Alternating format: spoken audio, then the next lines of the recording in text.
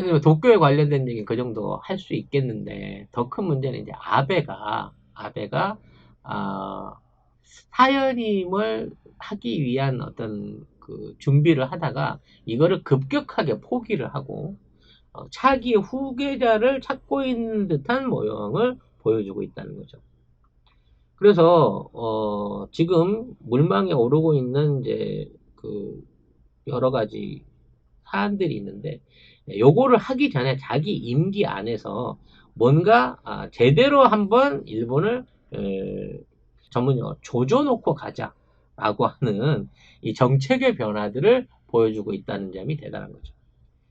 아베의 인기가 현재 80%가 넘을 정도로 연임에 대한 어떤 인기 지지율이 높아지고 있다고 합니다. 어디서? 대한민국에서. 이해가 됐어요? 아베가 일본 내부의 자민당 지지층한테서 30% 지지를 못 얻고 있는데 대한민국에서 아베 연임을 지지하는 게 86%를 넘고 있다고 합니다. 근데 문재인 대통령보다 더 높은 지지를 아베가 받고 있는 거예요. 더 하라고. 네. 그만큼 우리 국민들이 일본과 아베의 정치에 대해서 굉장히 많은 관심을 갖고 있는 거죠. 근데 우리가 정권을 지킨다는 전제 하에 아베가 연임을 하면 좋은 거고, 아베가, 아니, 우리가 정권을 지키는 너무 당연한 거 아닌가? 우리가 차기의 민주당 정권을 지켜나가는 거예요. 지금 이 토착 외구들의 어떤 활약만으로 충분히 가능하게 됐어. 근데 가장 이 토착 외구들을 조종하는 본토 외구들이 사멸에 가기 직전에 있는 상황에서 아베의 역할을 우리 국민들이 너무나도 똑똑하게 철저하게 이해하고 있다는 거예요. 86%래 지지율이 우리 국민들의 아베 지지율이. 이게 깨어있는 시민의 힘인 거야. 이미 토착 외구와 원조 외구의 연결 관계를 다 알고 계시다는 거지, 우리 시민들이. 최근 들어, 일본에서 그 작년도 연말 통계들이 나오고 있는데, 일본에 연기금 있어요. 이게 우리로 얘기하면 어, 저기 뭐죠? 노인들한테 주는 노인복지수당 같은 거지. 기초연금, 그렇지. 노령연금. 그런 연금을 이제 그 운영을 해요, 일본도. 근데 이 규모가 전 세계에서 제일 큽니다. 네. 약 한 2천조, 우리나라 돈으로 2천조 원이 좀 넘는 수준이라 그래요. 그러니까 워낙 이제 일본이 그동안 벌어놓은 게 많고 노인네들이 많다 보니까 납입금이 많을 거 아니에요? 그리고 표준은 층도 음. 노인층이어서, 그래서 그 연금들이 이제 사실은 일본 전 세계 그 투자 운영 기금 중에 최고의 등치를 자랑하고 있습니다만 이 연금 기금이 작년에만 무려 180조 원의 손실을 냈다고 합니다. 네. 근데 그 전년도에도 100조 원 가까이 냈었고요. 그 전년도에는 한 60조 원 정도 냈다고 합니다. 5년 연속 적자를 내고 있다는 거죠. 그럼 왜 연기금이 이렇게 적자를 내지? 라고 생각을 해봐야 되는 거예요. 연기금이요. 원래는 이게 위험한 투자를 하면 안 되잖아. 그 돈으로 갖고 그 가입자들에 대한 수당을 정기적으로 지급을 해야 되기 때문에 요거를 갖다가 이제 그 어, 안전성 자산에 많이 투자를 한단 말이야. 장기적인 채권이라든지 국채라든지 이런 데다 투자를 하기 때문에 수익률이 높기가 힘들었거든. 그래도 이제 안전하게 가는 거를 우리 아베 형님께서 나 이분 정말 형으로 모시고 싶어. 지금처럼만 해주신다고 하면 아베 형님께서 2015년에 과감하게 법을 바꿉니다. 그래서 주식 투자를 해라. 얼마를? 50%를 주식 투자를 해라라고 법을 바꾸십니다. 그러니까 안정적인 연기금에 넣지 말고 주식에다 투자를 해라라고 법을 바꿔요. 그 이거를 애플이나 테슬라를 한 게 아닙니다. 다 일본에 있는 자국 기업 주식을 사게끔 유도를 해버린 거죠.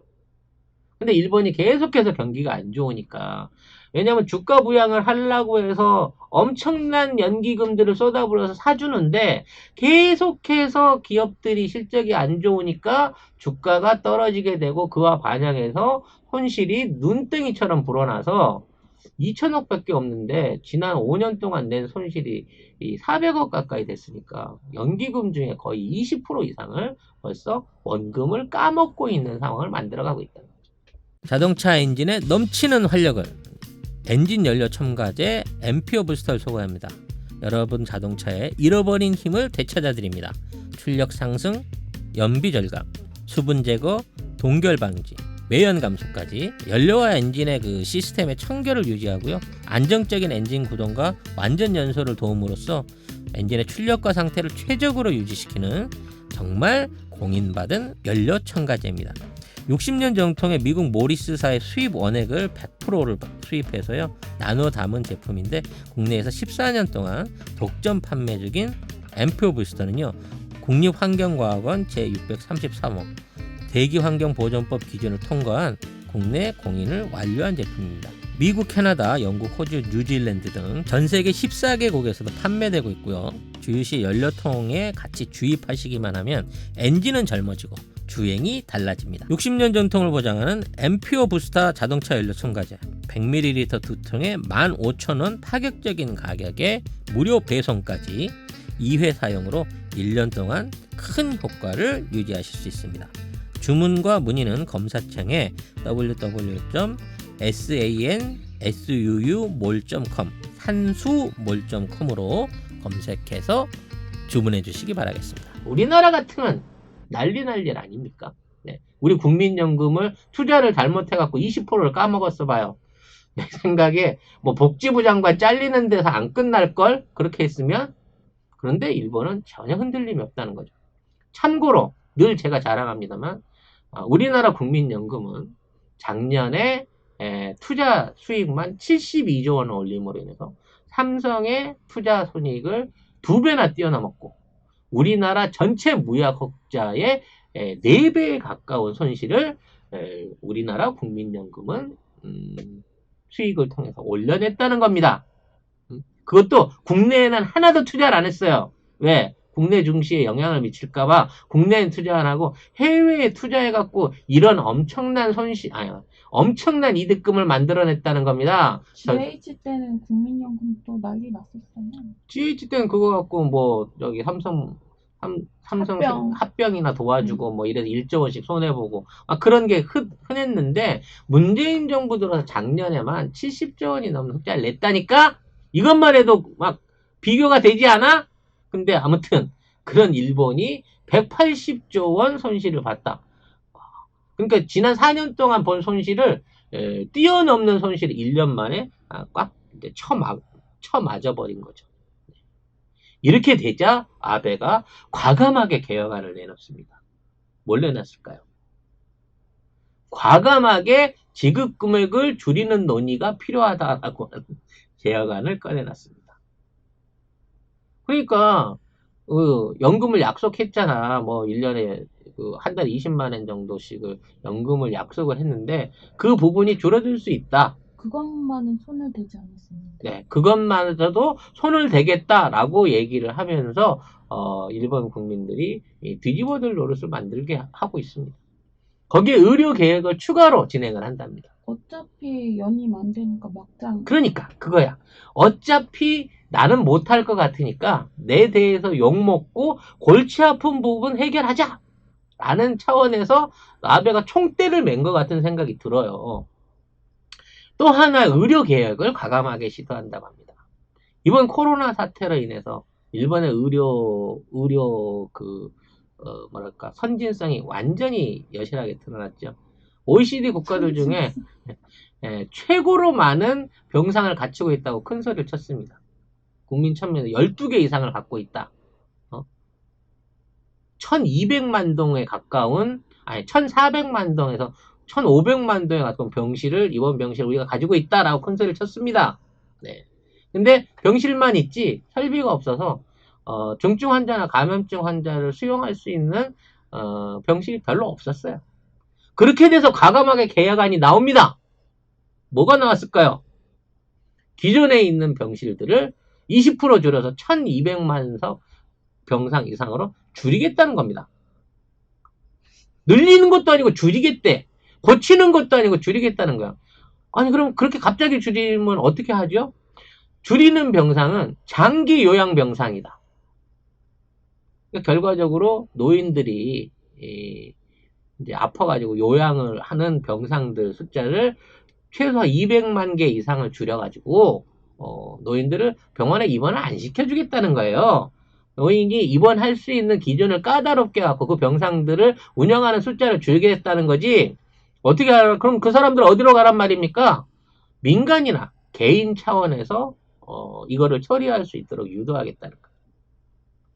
연금은 깎고 의료비 들어갈 수 있는 병상 지원은 줄이고 그러면서 노인들에 대한 코로나 관련한 치료나 보건이나 이런 것들은 신경을 안 쓰고 이건 누가 봐도 돈 아껴가지고 그 돈을 아낀 돈 가지고 다른 쪽으로 빼돌리고 있는 상황으로밖에 보이지 않는 거예요. 500조 원이 넘는 추경을 했는데 손실날 연금을 메꾸거나 지금 무너져 있는 의료 체계를 개편하는 게 아니라 오히려 그쪽은 포기하고 줄여버리겠다잖아. 그리고 그 500조 원 넘는 돈을 가지고 새로운 일본을 건설하고 발전적인 비전을 드릴 수 있는 부분에 투자를 해야 된다는 거야. 그래서 고투 캠페인을 빨리 하자는 거야. 어? 이 어려운 시기에 태풍에 물난리가 나는데 저거 복구하는 데는 신경 안 쓰고 앞으로 올 태풍에 대비하는 거 신경 안 쓰고 이 태풍 속에서 8월 달부터 열심히 관광 다니실 수 있도록 전면적으로 개방을 해가지고 도심 개방을 하고 관광지들 개방하고 거기 다니는 식당들 쿠폰 50% 쿠폰 발행해주고 열차비 비행기표 값 깎아줘 가면서 관광지를 전부 다 활성화시켜서 경제를 살리겠다는 거야. 근데 그런 활성화를 시켜서 경제를 살리면 누가 관광을 가냐고 누가 결국은 도쿄 오사카 사람들이 가야 되잖아. 돈 없는 구마모토에 있는 시골 노인이 도쿄로 놀러 오기 위해서 고트 캠페인이 쓰이는 게 아니잖아요. 결국 돈 있는 도시 사람들이 지방으로 놀러 갈 수 있는 캠페인을 8월 달부터 강행을 하겠다는 거야. 거기에다가 있는 추경 예산을 집중적으로 쏟아붓겠다는 거지. 결국 항공사나 여행사나 뭐 이런 거 쿠폰 발행해서 돌리는 지자체 발행업체들만 돈 버는 거지. 결과적으로. 그리고 도쿄에 지금 잠재적으로 숨어 있는 지금 열심히 이런 선거 국면을 통해 가지고 지난 한 달 동안 키워온 숨어 있는 보균자들 다 숨을 수밖에 없게끔 만들어 놓은 이 보균자들을 전국 각지로 보내가지고 관광을 시켜서 지역 확산을 시키겠다는 거 아니에요. 지옥이에요. 이 정도 되면. 지진이고 풍수에 따위 신경도 안 쓴다니까. 앞으로 벌어질 일에 대해서 신경을 안 써요. 이 와중에 도쿄에다가 5G 시설을 놓고 그와 관련된 스마트 시티를 하기 위한 설비에다가 앞으로 10년 동안 1,000조 원을 처바른다고 얘기를 하고 있잖아. 1,000조 원을. 대단한 일본 아닙니까? 대단한 아베라고밖에 할 수 없는 거예요. 요는 이러한 정책을 집행해가지고 이 돈을 쓸 자기의 후임자를 이른바 자기 주머니를 채워줄 수 있는 사람으로 채우기 위해 가지고 후계자 인선 경쟁을 벌이고 있다는 겁니다. 벌써 자민당 안에서는 포스트 아베라는 말이 공식적으로 돌고 있다 그래요. 어차피 자민당 안에서 나오는데 자민당 안에 누가 아베한테서 권력을 이어받을 수 있을 거냐 라는 부분에 대해서 지금 설왕설래가 오고 가고 있다는 거죠. 이시바 시게루는 이미 여러분한테 늘 자주 말씀드렸던 이른바 이제 반아베 진영을 구상하고 있는 거고요. 그 이외에 이제 고이즈미 주니치로가 아니죠. 고이즈미 신지로. 고이즈미 주니치로의 아들 신지로가 이미 떠났어요. 네, 신지로가 이제 그 자리를 이어받을 거다. 고이즈미 계파를 이어받을 거다라고 얘기를 했지만 얘가 이제 영또라이예요. 알려진 바로 아니, 또라이라기보다 좀 모질한 것 같아. 그게 같은 얘기 아닌가? 예. 근데 모지르면서 또라이예요. 더블이에요. 근데 지속적으로 지금 뭔가 이제 개인의 어떤 부족함을 드러내는 행위를 보이고 있고 환경상으로서의 존재감을 전혀 못 보여주고 있기 때문에 얘로도 안 되겠다라고 하면서 이제 아베가 자기 편 쪽으로 끌고 갈 수 있는 여러모의 후보들을 끌어모으고 있다는 거죠. 그래서 아마도 이제 기시다 의원이라고 이 사람을 자기 쪽 사람으로 해서 끌고 가고 있는 것 같아요. 네, 기시다 후미오. 네, 기시다 후미오를 끌고 가고 있는 것 같고 기시다가 워낙에 이제 아베파이기 때문에 그거를 이제 반대하는 세력들이 나는 하고 들이대고 있는 세력들이 아까 말한 이시바 시게루가 있고 고이즈미도 아직까지는 자기 아버지 그 친구들의 백을 믿고 한 세력을 유지하고 있고 그 다음에 이제 우리 도쿄 도지사는 이제 이번 임기 끝날 때까지 못하겠지만 차차기 대선 그 총리 후보로 올라오고 있는 상황이긴 한데 여기에서 이제 툭 치고 나오고 있는 게 이제 고노다로라는 거죠. 네. 어. 고노다로가 이번에 이제 말씀드린 그 미사일 방어 설비를 빼고 이제 다른 쪽으로 가야 된다라고 하는 얘기를 꺼내면서 자기 존재감을 확 끌어올리고 있고 그러면서 이제 자기가 아베하고는 결별될 상황으로 이게 지금의 아베 정권과는 상관없이 자기가 단독적인 어떤 입 후보자로 나서겠다라고 얘기를 하고 있어서 지금 이제 이시바 시게로 아까 얘기한 그다음에 그 고노다로 기시다 후미오. 기시다 후미오 그리고 고이즈미 신지로 이 4파전으로 차기 후계 구도가 끌려가고 있을 것 같아요. 근데 이게 이제 낙점보다는 결국은 아베의 협조를 얻어야 된다는 면에서 아베하고 어떠한 방법으로 양도양수 계약서를 맺을까에 따라서 이 넷 중에 후계자가 나올 가능성이 높아 보입니다. 그러니까 아베를 위해서 내가 무엇을 해주겠는가라고 하는 부분 안에서의 일종의 이제 뒷거래가 이 사람들이 누가 될 수 있겠느냐를 보여준다는 거죠. 그러던 와중에 일본의 법무부 장관에 관련한 스캔들이 또 하나 터졌어요. 이미 이제 아베가 검찰 장악을 위해서 지역 검사장 하나를 임기를 억지로 늘렸다가 그게 이제 뽀록이 나서 야당한테 반대를 받아서 그 헌법안을 내려놨는데 결국 키워놨던 놈이 도박 스캔들로 날라갔죠. 그렇게 되다 보니까 검찰 입장에서도 아베한테 뒤통수 맞은 듯한 생각이 드는 거야. 그래서 검찰이 빡이 돌았나 봐요. 그래서 지금 아베의 핵심 인사 중에 하나인 전 법무상을 가와이 가스유키라고 하는 전 법무부 장관을 도쿄지검 특수부가 걸고 넘어지기 시작했습니다. 6월 18일 그 장관 부인인 가와이 안니라고 하는 자민당 참의원이 공직선거법을 위반했다는 이유로 전격으로 체포가 돼버려요. 전 법무상에, 법무상이면 사실상 자기 직속 상관이었잖아요. 전이라고는 하지만. 전 법무상의 부인을 체포해가지고, 이 사람을 이렇게 조사하기 시작한 거죠. 이게 지난해 7월에 있었던 이 의원 선거에서 금품을 살포했다라는 혐의로 해갖고, 이제 일종의 매수 혐의죠. 매수 혐의로 구속을 시켜버린 거예요. 그래서 보통 이런 정치범 수사에서는 사전에 이제 그와 관련해서 협조 요청이라는 게 들어간다 그럽니다. 제가 조사를 좀 해야 되니까 협조를 부탁드립니다라고 하는 일종의 이제 사전 예고문을 보내고 하는 일반적인 이런 그 관례를 무시하고 갑자기 전격 체포를 해가지고 이거를 갖다가 구속 상태에서 수사를 하기 시작한 거죠. 근데 이 가와이 안니 이 부부는 법무상과 이 부부는 옛날부터 이 아베 직계로서 아베와 관련된 스캔들과 굉장히 연관이 많은 사람이에요. 그 카지노 스캔들하고도 어느 정도 연관이 있는 걸로 알려지고 있고 그와 관련해서 일종의 돈 청구 역할을 했다라고 이제 의심을 받는 사람들이 많았었는데 어찌 됐거나 지난번 그 사태 때는 이제 그걸 풀려 나갔죠. 카지노 사태 때는 그걸로 그냥 도쿄지검이 종결을 시켜버렸으니까 더 이상 조사를 안 하던 건데 조사를 안 하던 상황에서 아마 자료는 갖고 있었던 것 같아요. 그래서 이걸 가지고 지금 대놓고 아베의 측근들을 후리기 시작한 거죠.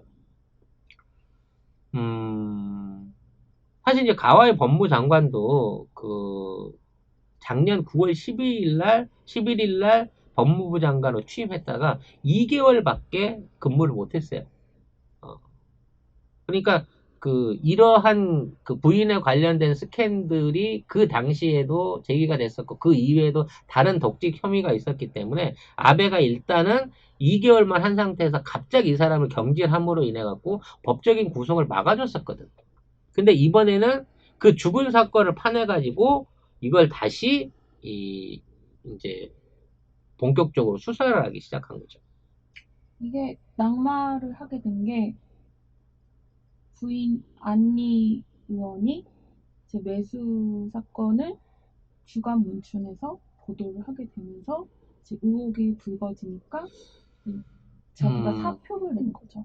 이게 이제 무슨 그래서 낙마를 하게 된 거죠. 사표를 냈든 뭐 아베가 했든 어찌 됐거나 아베 입장에서는 이 사람을 감옥 가는 거는 막을 수가 있었는데 이제는 이제 완전히 다른 방식으로 수사가 역으로 들어가고 있는 상황인 거고 네.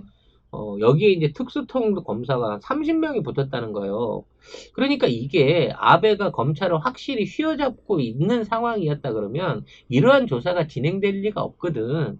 그것도 아베 모르게 진행될 리가 없잖아요. 근데 전격적으로 이러한 게 시작됐다는 거 봐서 이와 관련한 어떤 야당 내지는 이 검찰들을 비호하고 있는 아베 반대파 세력들과 결합이 된 게 아닌가 싶은 생각이 든다는 거죠. 특히 이제 이런 사안 같은 경우는 이 금품에 대한 영수증이 존재할 수 없잖아요.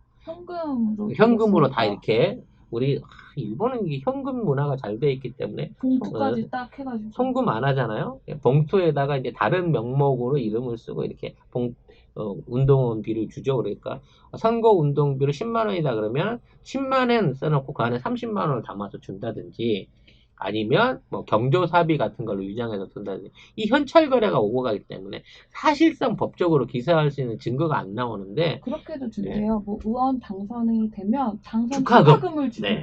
이런 식으로도 이렇게 넘어간다고도 하더라고요. 그러니까 현금을 받아놓으니까 나중에 이게 증거로 남질 않거든. 그러니까 이것도 사실은 물적인 증거가 없는 건데 희한하게 갑자기 그쪽 지역에서 돈 받았다는 사람, 돈 줬다는 사람의 증언들이 엄청나게 쇄도를 하고 있다는 거예요. 그럼 이거는 누가 봐도 조작하는 세력이 있다는 거 아니야? 현지에 있는 당직자나 현지인들이 막 도미노처럼 계속해서 증언을 꺼내놓고 있다는 거예요.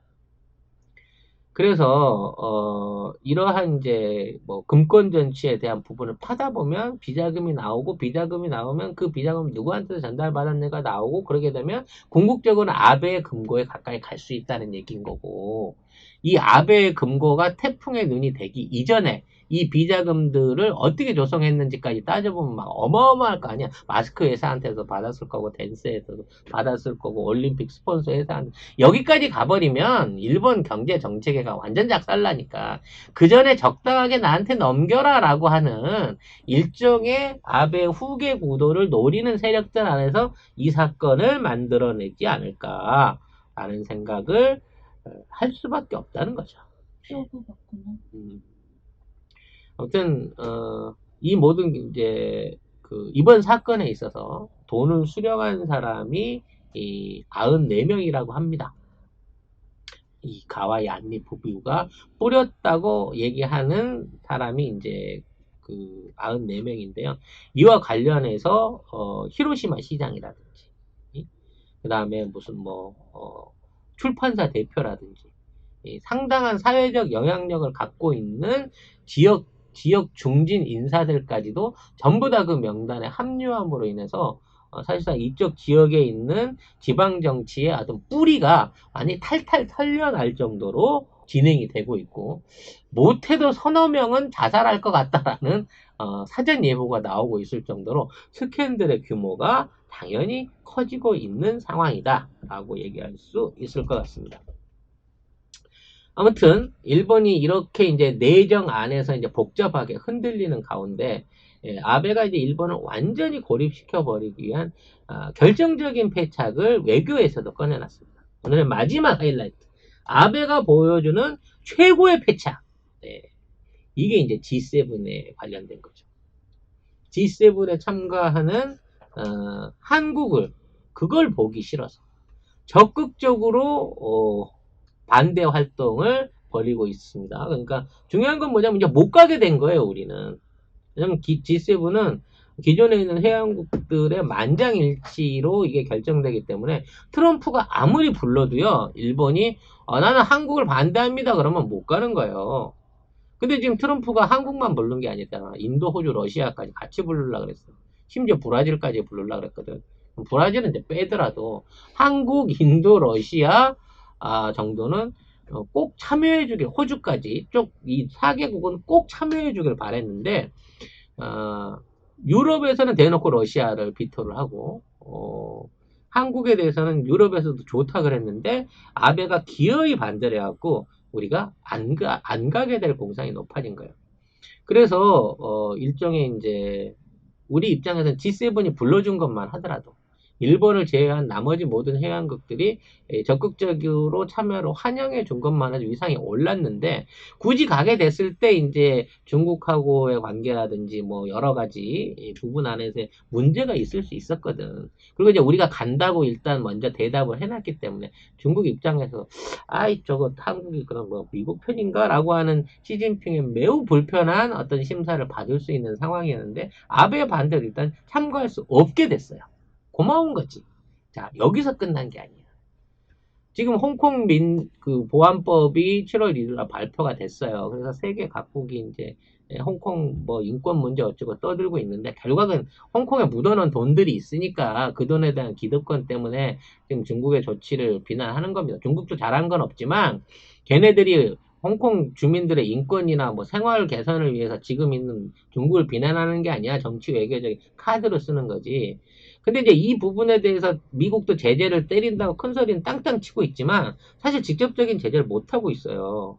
왜 대선 앞두고 지금 이제 콩 사주는 거 때문에 하와이에서 회담도 이미 했었던 터고 괜히 이게 그 홍콩에 있는 미국 자금을 동결시킨다라고 얘기했다가는 지금 자금이 동결되는 게 두려운 게 아니라 지금 월가가 그나마도 그 주가 지수도 안 좋고 지금 돈의 흐름이 나빠가지고 주식 부양을 억지로 시키고 있는 상황에서 그쪽에 들어가 있는 투자 자금을 잡아버리게 되면 엄청난 공백이 생겨가지고 오히려 주가가 폭락할 수 있는 위기가 생긴단 말이에요. 트럼프는 못하지. 그 상황에서 아베가 들고 일어났고 제가 대표 국가로서 중국 규탄에 관련된 성명을 내겠습니다. 그러니까 내가 앞장설 테니까 러시아나 한국은 오지 못하게끔 해주세요. 라고 아베가 자청을 하고 나섰다는 거죠. 미국 입장에서는 땡큐지.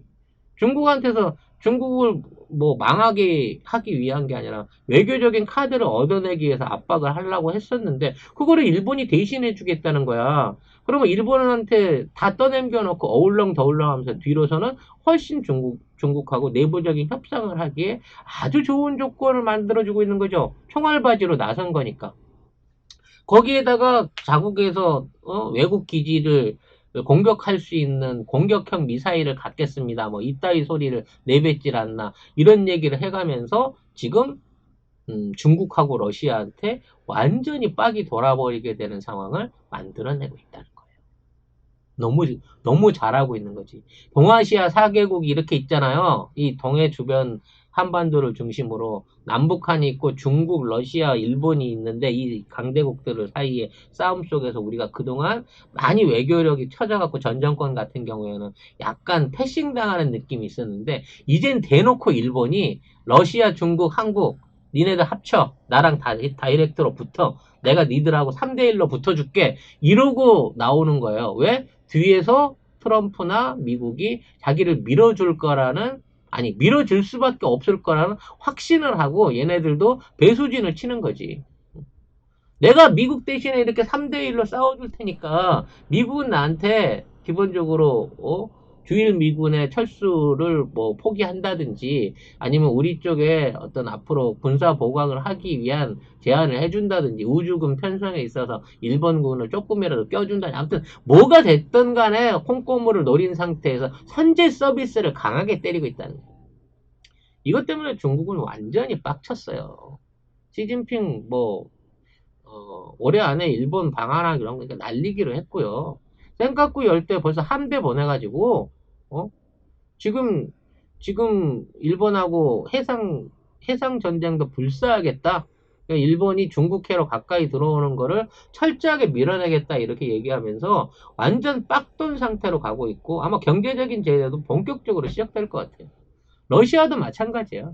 러시아도 지금 어찌됐거나 유럽이랑 좋은 관계를 이뤄보기 위해서 머리를 숙이고라도 들어가려고 했었는데 그 상황에서 일본이 나서고 지가 뭐라고 G7 러시아 부르면 안 돼요. 제가 러시아하고 중국은 배제하고 우리끼리 하고 가야지 국제적인 현안이나 국제 법규를 어긴 나라들하고는 절대 거래하면 안 돼요. 라고 하는 방식으로 나서주는 모난돌 짓거리를 해주는 바람에 나머지 국가 정상들은 훨씬 더 편안해진 거예요.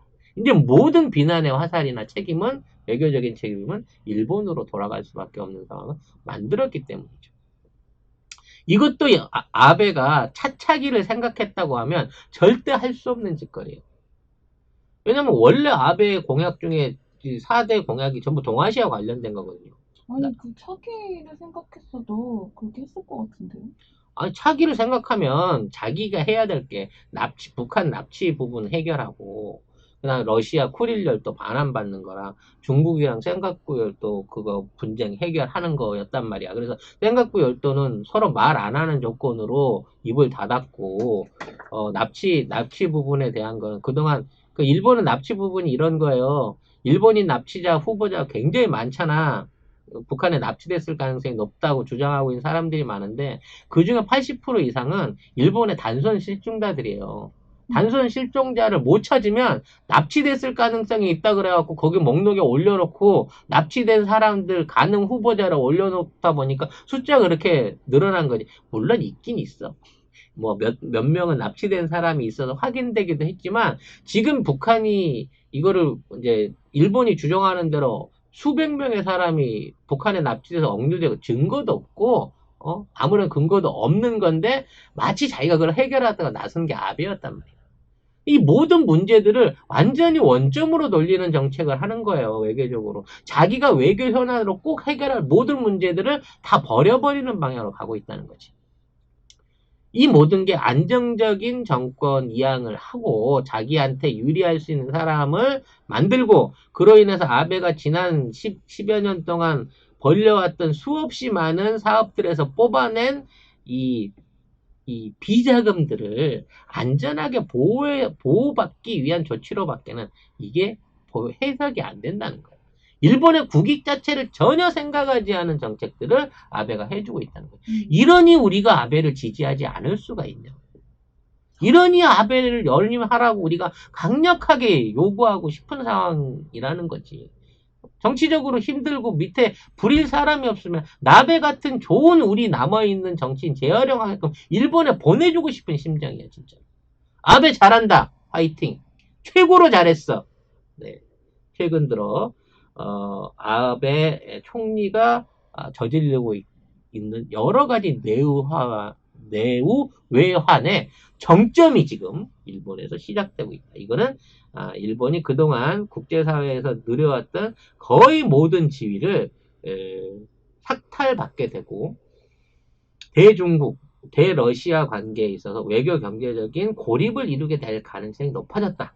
그만큼 반사 이익은 우리 한반도 한민족을 위한 우호적인 정책 그리고 탈일본을 압박하기 위한 정책으로 국제 공조가 이루어질 가능성이 높아졌다라는 점에서 아베한테 다시 한번 칭찬과 감사를 드리고 싶은 심정입니다. 지구의 허파 아마존에서 온 슈퍼푸드 NK 타이보를 소개해드립니다. 이미 많은 분들이 타이보 제품들 음용하시고 그 효과 체험하고 계시죠? 브라질 정부가 인증한 정품 타이보를 가공한 신제품 NK 타이보 파우더 EX를 소개합니다. 이 타이보 20g을 고농축 동결 건조해서 2g을 한 포에 담았습니다. 물 한 잔을 희석시켜서 뜨겁게 또는 차갑게 취향에 따라서 간편하게 드시기만 합니다. 하면 됩니다. 기존의 타이보 효과를 더블업 시킨 내 몸의 파수꾼 NK 타이보 파우더 EX. 검색창에 NK 타이보를 검색해보세요. 파켓몰에서도 절찬리에 판매 중입니다. NK 타이보 오늘 제가 약간 잠이 조금 부족했는지 중간중간에 이제 멘트에 실수가 있었습니다만, 우리 이제 송 작가 TV 애청자들 같은 경우에 이제 두리뭉실하게 알아들어 주실 걸로 믿어요. 제가 그거에 스트레스 받으면 얘기하다가 뭐랄까 자꾸 이렇게 끊김이 생길 수 있으니까 여러분들이 많은 양해로 이해를 해주시기를 부탁드리겠습니다. 무더운 여름이고요. 그나마 이제 올 여름은 그렇게까지 덥지는 않을 것 같습니다. 그리고 큰 비가 내릴 가능성도 적어 보입니다. 아까 설명드렸던 인도양의 거대한 비구름과 중국과 시베리아 벌판에서 내려오는 차가운 공기의 싸움에 의해서 지리한 마른 장마가 7, 8월 내내 지속될 가능성이 높습니다만, 그로 인한 동남아시아 국가들, 그러니까 중국과 일본의 재난 소식은 거의 뭐 앞으로 매일 속보 형태로 지속적으로 나올 것 같아요. 사실 이 정도 어떤 개발이 끝나 있는 선진 국가들, G7 국가들 안에서, G20 국가들 안에서 1000만 명이 넘는 이재민, 수백 명의 사망자, 10조 원이 넘는 재산 피해, 어마어마한 규모의 피해들이 일어나고 있는데요. 이게 시작에 불과하다는 게 저는 좀 더 걱정스러운 부분인 겁니다.